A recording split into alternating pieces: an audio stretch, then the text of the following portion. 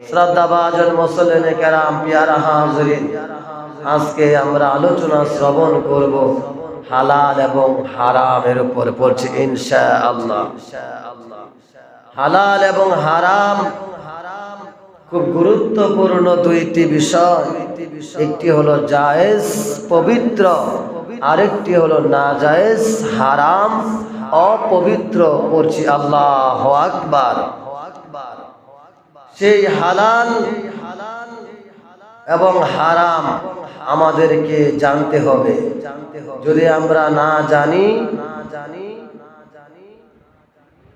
তাহলে আমাদের জন্য চলা বড় কষ্ট হয়ে যাবে। কোনটা ভালো কোনটা মন্দ সেটা আমরা বুঝতে পারবো না। হালাল অর্থ হলো যা ইসলাম অনুযায়ী বৈধ, যা কি বৈধ, অনুমোদিত এবং গ্রহণযোগ্য, এগুলিকে বলা হয় হালাল বলে। সুবহানাল্লাহ। হালাল জিনিসটা আমাদেরকে বোঝা উচিত। হালাল মানে কি?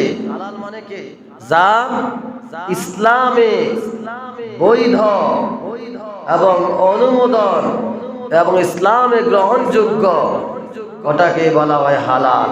তার মধ্যে উদাহরণ হলো বৈধ উপায় উপার্জন করা, সত্য বলা, পবিত্র ও অনুমোদিত খাবার এবং ন্যায্য ব্যবসা, সৎপথে ব্যবসা, এগুলো কি হালাল। আর হারাম হলো যা ইসলাম অনুযায়ী নিষিদ্ধ এবং করলে গুনাহ হয়, পরিণামে জাহান্নামে যেতে হয়, পরিণামে দুনিয়াতে লাঞ্ছনা, গঞ্জনা, আযাব আর গজবে নিপতিত হওয়া লাগে। উদাহরণ হলো সুদ। সুদ কি হারাম। ঘুষ হালাল না হারাম? হারাম। মিথ্যা কথা বলা হারাম। চুরি, ডাকাতি, মদ ও নেশা জাতীয় দ্রব্য, গাঁজা, ইয়াবা, তামাক, জর্দা, ধূমপান, সিগারেট, যত ধরনের নেশা জাতীয় দ্রব্য রয়েছে এগুলি কি হারাম। এগুলো কি কার কথা? আল্লাহর কথা। বিশ্বাস হয়নি? তারপরে হারামের মধ্যে অন্যতম একটি ডিপার্টমেন্ট হচ্ছে অবৈধভাবে ইনকাম করা, উপার্জন করা। বলি না আউযুবিল্লাহ। বর্তমান জরিপে দেখা গেছে আপনার হারাম পন্থা ইনকাম করে নেওয়ালা ব্যক্তির সংখ্যা বেশি। হারাম পথে ইনকাম করার সংখ্যা কি বেশি। লাখ লাখ লোক হারাম পথে উপার্জন করছে, কিন্তু দিন শেষে দেখা যায় তার ইনকামের মধ্যে বরকত পাওয়া যায় না। আর রিক্সা চালক, অটো চালক, ভ্যান চালক জমিনে কাজ করে, পরিশ্রম করে, উপার্জন করে, দেখা যায় মাস শেষে তার কিছু টাকা আলহামদুলিল্লাহ আয় হয়ে থাকে। ঠিক না? হালালে বরকত আছে, হারামে বরকত নাই। হালালে রহমত আছে, হারামে বরকত নাই, হারামে রহমত নাই। হারামে আরাম নাই, হারামে বেরাম। বলে না আউযুবিল্লাহ। হালাল ও হারামের গুরুত্ব, এটি মানুষের জীবনকে সঠিক পথে পরিচালিত করে সমাজে ন্যায় বিচার ও শান্তি প্রতিষ্ঠা করে আল্লাহর সন্তুষ্টি অর্জনের মাধ্যমে। বলি সুবহানাল্লাহ। ইসলাম এটি খুব গুরুত্বপূর্ণ একটি বিষয়, যা হালাল স্পষ্ট, যা হারাম তা অস্পষ্ট। হালাল আমাদের জন্য নিয়ামত, হালাল আমাদের জন্য রহমত, হালাল আমাদের জন্য শিফা, হালাল আমাদের জন্য বরকত, নিয়ামত। হারামে কোনো বরকত নাই, হারামে কোনো আরাম নাই, হারামে কোনো সুখ শান্তি নাই। হয়তো ক্ষণিকের জন্য, কিছু সময়ের জন্য একটু হয়তো বা ওই ব্যক্তির কাছে মনে হয় যে আমি সুখী, কিন্তু বাস্তবে দেখা যায় ব্যক্তির কি সুখী হয় না। এজন্য আমাদেরকে হালাল গুলি গ্রহণ করতে হবে, হারাম গ্রহণ করা যাবে না, হারাম বর্জন করতে হবে। হারাম পন্থায় বর্জন করা যাবে না। হারাম পন্থায় বর্জন করলে আমাদের ইহকালে এবং পরকালে ক্ষতি রয়েছে, বলে না আউযুবিল্লাহ।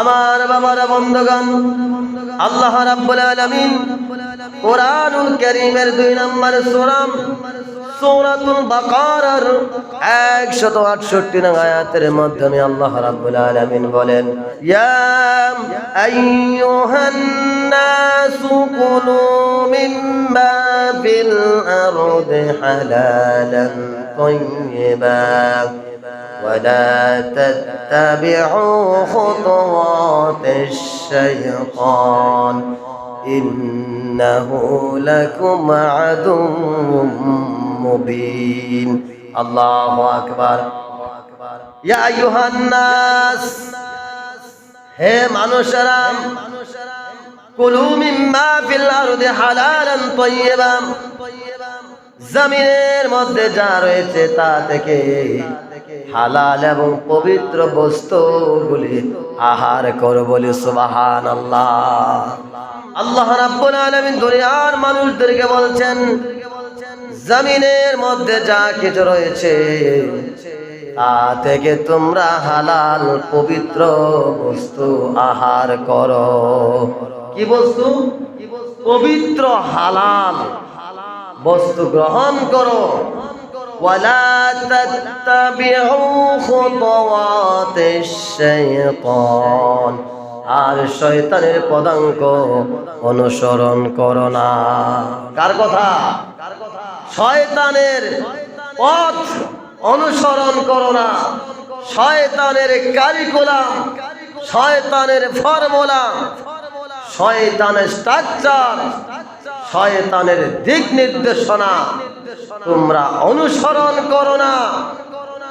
ইন্নাহু লাকুম আদুউম মুবিন, নিশ্চয়ই সে তোমাদের প্রকাশ্য শত্রু, বলে না আউযুবিল্লাহ। শয়তান আমাদের কি শত্রু? প্রকাশ্য শত্রু।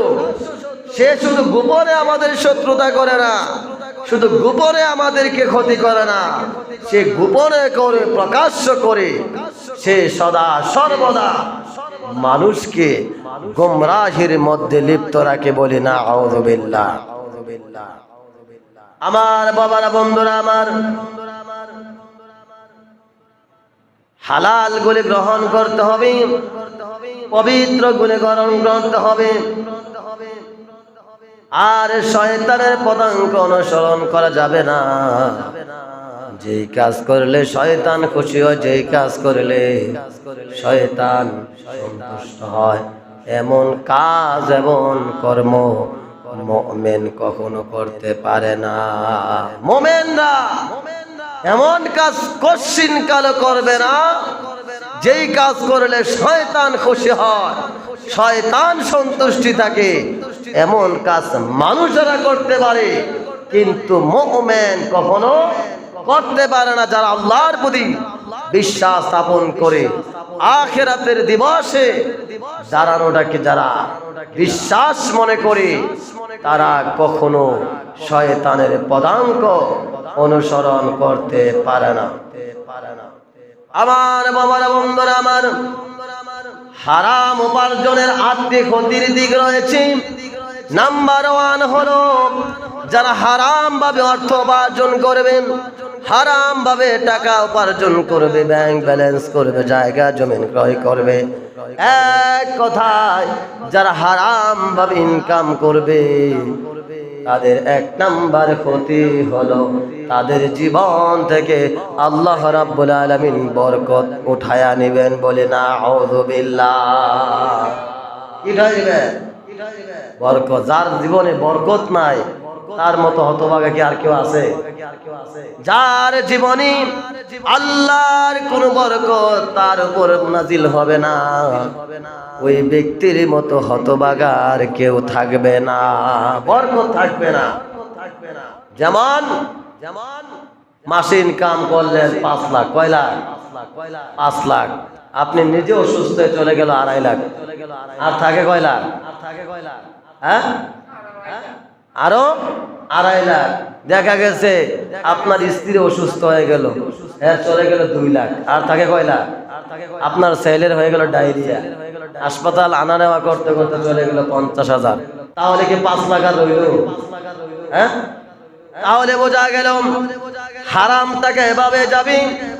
হারাম ভাবে যারা ইনকাম করবে, উপার্জন করবে, তাদের টাকাগুলিও এভাবে বিভিন্ন ধাপে ধাপে অসুখে বিসুখে বিপদে আপদে মহামারীতে দুর্ঘটনা অ্যাক্সিডেন্টে আল্লাহ রাব্বুল আলামিন তার কাছ থেকে ছিনায়া নেবেন, বলে না আউযু বিল্লাহ। আর দেখা গেছে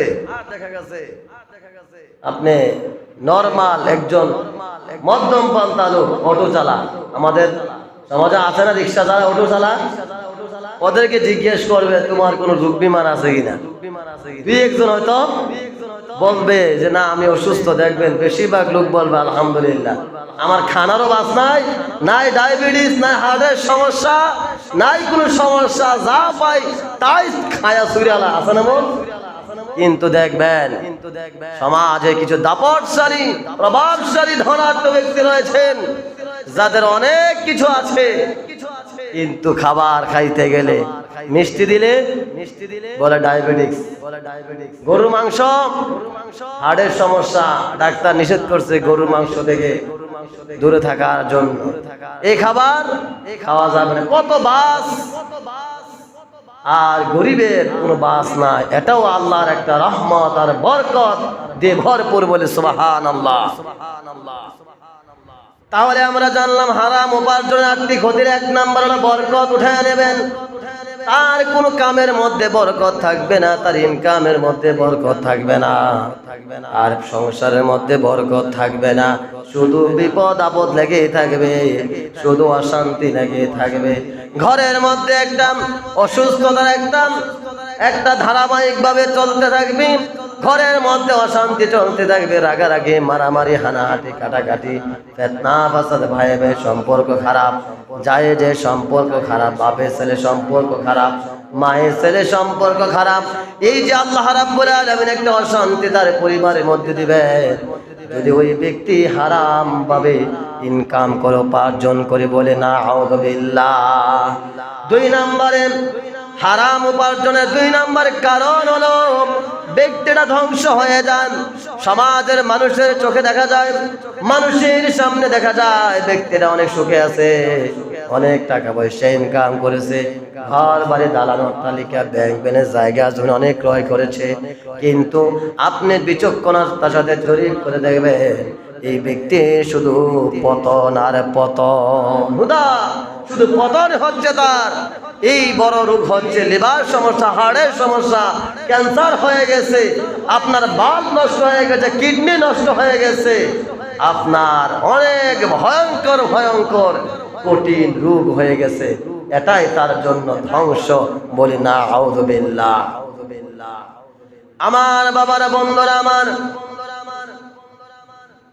আল্লাহ রাব্বুল আলামিনের হাবিব বিশ্বনবী সাল্লাল্লাহু আলাইহি ওয়াসাল্লাম বলেছেন, যারা নাকি হারাম ভাবে উপার্জন করবে কিয়ামতের ময়দানে তাদের কাছ থেকে এর হিসাব নেওয়া হবে। কিয়ামতের ময়দানে আল্লাহ রাব্বুল আলামিন কিছু ব্যক্তিদেরকে জিজ্ঞাসা করবেন, তুমি কোন রাস্তায় উপার্জন করেছো? তুমি কি হালাল ভাবে ইনকাম করেছো নাকি হারাম ভাবে করেছো? আবার ইনকামটা কি হালাল পথে ব্যয় করেছো নাকি হারাম পথে ব্যয় করেছো? প্রত্যেকটা বনি আদম আল্লাহর কাছে জিজ্ঞাসিত হবে। প্রত্যেকটা বনি আদম আল্লাহর এই প্রশ্নের উত্তর দেওয়ার ছাড়া তার কদমটা লড়াবার সে দুঃসাহস সে করতে পারবে না। পড়ছি আল্লাহু আকবার। কিয়ামতের ময়দানে জিজ্ঞেস করবে, বান্দা তোমাকে আমি হায়াত দিয়েছিলাম, তোমাকে আমি হায়াত দিয়েছিলাম, সময় দিয়েছিলাম, সে হায়াতটা তুমি কোন পথে ব্যয় করেছো? ও বান্দা তোমাকে যৌবন দিয়েছিলাম, তোমাকে আমি যুবক অবস্থায় অনেক শক্তি দিয়েছিলাম, অনেক এনার্জি দিয়েছিলাম, তোমাকে একটা সুকাঠামোদের একটা বডি দিয়েছিলাম। ও বান্দা, তোমার যৌবনটা তুমি খারাপ পথে ব্যয় করেছো কিনা, ভালো পথে ব্যয় করেছো তার হিসাব দাও। ও বান্দা, তুমি কি হালাল ভাবে ইনকাম করেছো না কি হারাম ভাবে করেছো? ও বান্দা, তুমি তোমার উপার্জিত টাকা কোন রাস্তায় ব্যয় করেছো?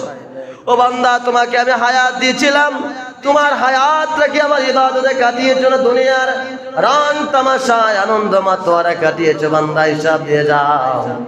কিয়ামতের ময়দান এর হিসাব প্রতিটা বনি আদমকে দিতে হবে। বলে নাউযুবিল্লাহ। হারাম উপার্জনের 8টি ক্ষতির মধ্যে 3 নম্বর ক্ষতি হলো আল্লাহ এবং তার রাসূলের বিরুদ্ধে যুদ্ধ ঘোষণা করা। বলে নাউযুবিল্লাহ। আপনি কি মনে করেন, আমি কি মনে করি আল্লাহর বিরুদ্ধে যুদ্ধ করা আমাদের কি সেই সাহস আছে নাকি? আছে নাকি সাহস? আল্লাহর বিরুদ্ধে যুদ্ধ করা, রাসূলের বিরুদ্ধে যুদ্ধ করা, এটি আমাদের পক্ষে কোশ্চিন কালেও সম্ভব হবে না। কিন্তু আল্লাহ তো কোরআনে বলছেন, যারা হারাম উপার্জন করে, যদি তারা হারাম থেকে নিজেদেরকে বের করে আসতে না পারে, তাহলে তোমরা আল্লাহ এবং তার রাসূলের বিরুদ্ধে যুদ্ধ ঘোষণা করলে। বলে নাউযুবিল্লাহ। আল্লাহ রাব্বুল আলামিন বলেন, তোমরা যারা হারাম ভাবে উপার্জন করতেছো, যারা সুদের সাথে জড়িয়ে আছো, আল্লাহ রাব্বুল আলামিন কুরআনুল কারীমের মধ্যে বলেছেন, যারা সুদের সাথে জড়িয়ে আছো, তুমি তোমার সুদের ব্যবসা বন্ধ করে দাও, তুমি তোমার সুদের কার্যকলাপ বন্ধ করে দাও, তোমার সুদের অতিরিক্ত লভ্যাংশগুলি ছেড়ে দাও, সুদের অতিরিক্ত অর্থগুলি তুমি ছেড়ে দাও। আল্লাহকে ভয় করো, আল্লাহকে ভয় করে এই সুদের রাস্তা থেকে নিজেকে বের করে নিয়ে আসো। আর যদি বের করে নিয়ে আসতে না পারো, তাহলে তুমি জেনে রেখো, তুমি যেন আল্লাহ এবং তার রাসূলের বিরুদ্ধে যুদ্ধ ঘোষণা করলে। বলে নাউযুবিল্লাহ। সুদ আসেনি আমাদের সমাজে? কম না বেশি? অতিরিক্ত বেশি। সুদ এমন ভাবে পরিবার, সমাজ, রাষ্ট্র ছেয়ে গেছে। দেখা যায় ঘরের মধ্যে 5 জন ইনকাম করে, 3 জন হালাল আর 2 জন হারাম। 3 জন আর 2 জনের বাজার কিন্তু একসাথে হয়। যেই 3 জন হালাল ইনকাম করে, তারা কিন্তু 2 জন হারামখোর ভাইদের ইনকামের বাজারের গরু মাংস, পোলায়, মাছ খাই না আমরা? তাহলে হারাম কি আমাদের দেহে ঢুকতেছে কিনা? ঢুকতেছে। আল্লাহ রাসূল সাল্লাল্লাহু আলাইহি সাল্লাম ভবিষ্যৎবাণী করেছিলেন, কিয়ামতের ময়দানের পূর্বে, কিয়ামতের পূর্বে এমন একটা সময় আসবে, এমন কোন ঘর বাকি থাকবে না যে ঘরের মধ্যে সুদের বাতাস বইবে না। বলে নাউযুবিল্লাহ। কি আজীব ব্যাপার! আল্লাহর কোরআনের স্পষ্ট নিদর্শন আমাদের কানের মধ্যে পৌঁছে গেল। ওয়া হাল্লাল্লাহুল বাইআ ওয়া হারামার রিবা। আল্লাহ ব্যবসাকে করে দিয়েছেন হালাল, সুদকে করে দিয়েছেন হারাম। এরপর আমরা সুদ ছাড়তে পারছি না। এর কারণ কি জানেন? কারণ হলো ওই ব্যক্তিগুলি আল্লাহকে ভয় করতে পারছে না, তারা একবার চিন্তা ভাবনা করছে না কিয়ামতের ময়দানে আমি যে সুদ খাচ্ছি, সুদের টাকা দিয়ে ঘর বানাচ্ছি, সুদের টাকা দিয়ে ব্যাংক ব্যালেন্স করছি, সুদের টাকা দিয়ে আমার টুপি কিনতেছি, সুদের টাকার লাভ দিয়ে আমি পাঞ্জাবি বানাইতেছি, সুদের টাকার লাভ দিয়ে আমি লঙ্গি বানাচ্ছি, লঙ্গি কিনছি, আমার দেহের পোশাক, আমার দেহ, আমার সংসারের বাজার সদাই সব কিছু করছি। আসলে এগুলি তো হারাম, এগুলি তো আমাকে জাহান্নামে নিয়ে যাবে। এই চিন্তা ভাবনা শুকরা করছে না। বলে নাউযুবিল্লাহ। আমার বাবারা, বন্ধুরা আমার, সুদখোরদের কারণে পরিবারের মধ্যে গজব নেমে আসে, সুদখোরদের কারণে সমাজের মধ্যে গজব নেমে আসে, ফসলের বরকত কমে যায়, ফলনের বরকত কমে যায়। এজন্য সুদখোরদেরকে আল্লাহ রাব্বুল আলামিন লানত ঘোষণা করেছে। মরে যাবে, 70, 60, 80 বছর হয়ে গেছে, এখনো সুদ খায়। 2000, 3000, 5000 টাকা যদি লাভের টাকাটা কম দেয়, আই আস্তাগফিরুল্লাহ, পারে না, তাকে ওই মুহূর্তে গুলি করে মেরে ফেলে। কেন? 5000 টাকা কম দিলে। এমন আছে না? আছে, অভাব নাই। আর এই লোকগুলির পরিণতি যদি আপনি বেঁচে থাকেন, আপনার জীবন দশে আপনি দেখবেন সুদখোরদের পরিণতি। আপনি যদি না দেখেন, আপনার ছেলেদেরকে বলে যাবেন এই লোকগুলি সমাজে সুদখোর, যদি আমি মরেও যাই তোরা কিন্তু সাক্ষী থাকিস, তোরা দেখিস আল্লাহ রাব্বুল আলামিন এই লোকগুলির পতন ভয়ঙ্কর ভাবে ঘটাবেন। বলি না আউযুবিল্লাহ। আল্লাহ এবং তার রাসূলের সাথে যুদ্ধ ঘোষণা, তার হারাম ভাবে কি উপার্জন করে। 4 নম্বরে আল্লাহর অসন্তুষ্টি। আপনাদের কাছে আমার প্রশ্ন, যেই ব্যক্তির প্রতি আল্লাহ অসন্তুষ্টি হয়ে যায়, ওই ব্যক্তি কি কোনোদিন জান্নাতে যেতে পারবে? কোনোদিন যেতে পারবে? কথা বলেন। আল্লাহ যার প্রতি রাগান্বিত হন, আল্লাহ যার প্রতি অসন্তুষ্ট হন, সে কি জান্নাতে যাইতে পারবে? জান্নাত তার জন্য হারাম হয়ে যাবে। 5 নম্বরে হারাম উপার্জন যারা করবে, রাসূল কারীম সাল্লাল্লাহু আলাইহি ওয়াসাল্লামের অভিশাপ। নবী কারীম সাল্লাল্লাহু আলাইহি সাল্লাম যার প্রতি লানত ঘোষণা করবেন, যার প্রতি অভিশপ্ত দিবেন, ওই ব্যক্তির জন্য কপাল খারাপ হয়ে যাবে। বলি না আউযুবিল্লাহ। 6 নম্বরে আল্লাহ তার সাথে কথা বলবেন না, তার সাথে আল্লাহ তাকাবেন না। কিয়ামতের ময়দানে আল্লাহ রাব্বুল আলামিন কয়েক শ্রেণীর মানুষের দিকে তাকাবেন না। তাদের মধ্যে 1 নম্বর হলো যারা আল্লাহর সাথে শিরক করেন। ইন্নাশ শিরকা লাযুলমুন আযীম, নিশ্চয়ই শিরক হচ্ছে মস্ত বড় মহাপাপ। যারা আল্লাহর সাথে শিরক করবে, আল্লাহ তাদের দিকে তাকাবেন না, তাদের সাথে কথাও বলবেন না। 2 নাম্বার হলো বাবা মার অবাধ্য সন্তান। যারা তার আব্বা আম্মার অবাধ্য হয়ে যায়, বাবা মার সাথে খারাপ আচরণ করে বাবা মার মনে কষ্ট দেয়, বাবা মার চিকিৎসার জন্য খোঁজ খবর নেয় না, বাবা মার ভরণ পোষণ দেয় না। এক কথায় মা বাবার অবাধ্য সন্তানের দিকে আল্লাহর রহমতের দৃষ্টি দিবেন না। 4 নাম্বার হলো ওই সমস্ত সুদখোরেরা যারা আল্লাহর কোরআনের নিদর্শনের সাথে টক্কর দিয়ে, আল্লাহর কোরআনের আয়াতের সাথে গাদ্দারি করে প্রকাশ্যে জেনে শুনে সুদ গ্রহণ করত, ওই ব্যক্তিদের দিকে আল্লাহ রাব্বুল আলামিন তাকাবেন না। আরেক শ্রেণীর মানুষ হলো যারা দুনিয়ার জমিনে মাদক সেবন করেছে, ইয়াবা, গাঁজা, মদ, বিড়ি, সিগারেট, তামাক, জর্দা যারা গ্রহণ করে, কিয়ামতের ময়দানে আল্লাহ রাব্বুল আলামিন তাদের দিকে তাকাবেন না, কথা বলবেন না। বলে না আউযুবিল্লাহ। তাহলে উপায় থাকবে? এই নামাজ পড়ে কোনো লাভ আছে? এই নামাজ পড়ে কোনো ফায়দা হবে যদি আল্লাহ আমার দিকে না তাকান? আমার হারাম উপার্জনের কারণে, হারাম খাবারের কারণে এই নামাজ আমার জন্য কল্যাণ বয়ে আনতে পারবে না। বলে না আউযুবিল্লাহ। তারপরে 7 নম্বরে হলো আল্লাহ তাদেরকে পরিশুদ্ধ করবেন না। আল্লাহ রাব্বুল আলামিন কিয়ামতের ময়দানে হাসরের মাঠে তাদেরকে পবিত্র করবেন না, পরিশুদ্ধ করবেন না। 8 নম্বরে হলো ওই হারাম উপার্জনের ব্যক্তিদের 8 নম্বর শাস্তি হলো তাদের জন্য রাব্বুল আলামিন যন্ত্রণাদায়ক জাহান্নামের কঠিন শাস্তি নিযুক্ত করে রেখেছেন। বলে না আউযুবিল্লাহ। সহ্য করতে পারবেন না জাহান্নামের আগুন? এমন কেউ আছেন জাহান্নামের আগুন সহ্য করতে পারেন? কেউ আছে? নাই। দুনিয়ার সামান্য আগুন যখন লেগে যায়, মুহূর্তের মধ্যে আমাদের সব কিছু পুরো ছারখার হয়ে যায়। আর জাহান্নামের আগুন যখন আমাদেরকে লাগানো হবে, হাদিসের মধ্যে, তাফসীরের মধ্যে এসেছে সর্বপ্রথম ওই জাহান্নামীদের কলিজাটাকে পুরে ছাই করে ফেলবে। বলি না আউযুবিল্লাহ। তাহলে কি হারাম খাওয়া যাবে? হারাম ভাবে উপার্জন করা যাবে? একজন সাহাবী কাবার পাশে বসে আল্লাহর কাছে দোয়া করতেছে, আল্লাহ আমাকে মাফ করো, আল্লাহ আমাকে ক্ষমা করো, আল্লাহ আমাকে মাফ করো, আল্লাহ আমাকে মাফ করো।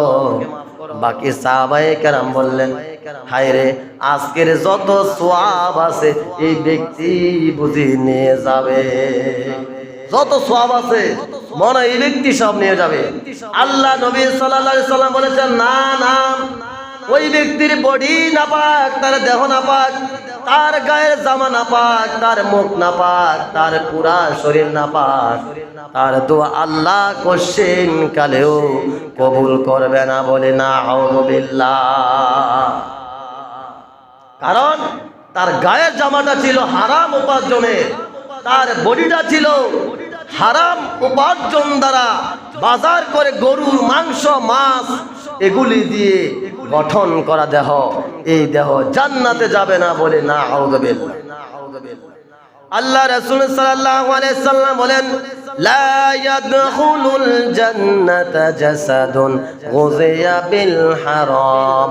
ওই দেহ কখনো জান্নাতে যাবে না, ওই দেহ কখনো জান্নাতে যাবে না যেই দেহ হারাম দ্বারা গঠিত, বলে না আউযু বিল্লাহ। আপনাদের কাছে আমার প্রশ্ন, এই যে এত ওয়াজ করা হচ্ছে, এত কোরআনের দলিল দেওয়া হচ্ছে, হাদিসের দলিল দেওয়া হচ্ছে, এরপরে যারা সুদ থেকে নিজেদেরকে মুক্ত করতে পারছেন না, আপনাদের উপায়টা কি হবে? আল্লাহ নবী সাল্লাল্লাহু আলাইহি সাল্লাম বলেন, যারা আল্লাহর বিধানের বিরুদ্ধে, আল্লাহর বিধান জানার পরও যারা প্রকাশ্যে জেনে শুনে আল্লাহর বিধানের বিরুদ্ধে তার সিদ্ধান্তকে বাস্তবায়ন করে, ওই ব্যক্তি অনায়াসে জাহান্নামে নিক্ষিপ্ত হবে, বলে না আউযু বিল্লাহ। সমাজে এমন কিছু মানুষ আছে যারা মনে করে যে 15-20 বছর ইনকাম করা, সামনে পিছনে ডানে বামে হালাল কে হারাম, তার কাছে যদি রাস্তার টাকা আসে এটাও সে খেয়ে ফেলতে পারবে, তার কাছে যদি ব্রিজের টাকা আসে সেটাও খেয়ে ফেলতে পারবে। বয়স যখন 45 হুট করে চলে যাবে উমরায়, কি করবে? উমরায় চলে যাবে, গিয়ে একটু জায়গাটা চিনে আসবে, হজের জায়গাগুলি। বয়স যখন 47 বড় হজটা করে আসবে দেশে, এসে মসজিদে 10 লাখ 20 লাখ টাকা দিয়ে মসজিদের সভাপতি হয়ে যাবে। এমনটা হচ্ছে না? এমনটা হচ্ছে কিনা? জীবনটা কাটাইলেন হারামে, আপনি যে হজ করছেন হজ তো কবুল হবে না, কারণ আপনি সুদের টাকা দিয়ে জায়গা কিনছেন, সেই জায়গার মধ্যে ধান করছেন, সেই ধান থেকে চাল হয়েছে, চাল আপনি খাইছেন, আপনার শরীরে রক্ত বেড়েছে, আপনার শরীরে মাংস বেড়েছে, তাহলে আপনার হজ কবুল হবে কিভাবে বলে? কেন আমাদের দোয়া কবুল হচ্ছে না? দোয়া কবুলের শর্ত 5টা। কয়টা? দোয়া কবুলের শর্ত হলো 5টা। 1 নম্বরে হালাল খেতে হবে, 100% আপনার খাবারটা যদি হালাল হয়, আপনার দোয়া আল্লাহ রাব্বুল আলামিন অনায়াসে কবুল করে নেবেন, বলে সুবহানাল্লাহ। সাদ ইবনে আবি ওয়াক্কাস নবী করিম সাল্লাল্লাহু আলাইহি সাল্লামকে বলেন, ইয়া রাসূলুল্লাহ, আপনার দোয়া কবুল হয় 100%, আপনি আল্লাহর দরবারে দোয়া করেন যেন আল্লাহ আমার দোয়াটাকে কবুল করে নেন। আপনি আল্লাহর কাছে দোয়া করেন, হে রাসূল, আপনি আল্লাহর কাছে দোয়া করেন, আল্লাহ যেন আমার দোয়া কবুল করেন, বলে সুবহানাল্লাহ। নবীজি বললেন, সাদ ইবনে আবি ওয়াক্কাস, ও সাদ, তাহলে তুমি আজকে থেকে জেনে রাখো, তুমি কখনো হারাম খায়ো না, সদা সর্বদা হালাল খাবে, তাহলে তোমার দোয়া 100% কবুল হয়ে যাবে, বলে সুবহানাল্লাহ।